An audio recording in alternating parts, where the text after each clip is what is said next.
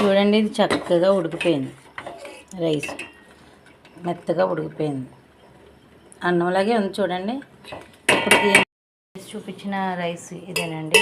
కొర్రలు చూసారా ఎంత పొడిగా ఉందో, ఎక్కడైనా వాటర్ ఉందా? ఉడికిపోయిన తర్వాత కొంచెం స్ట్రైన్ చేసేసుకుంటే చక్కగా ఎలా వచ్చేస్తుంది.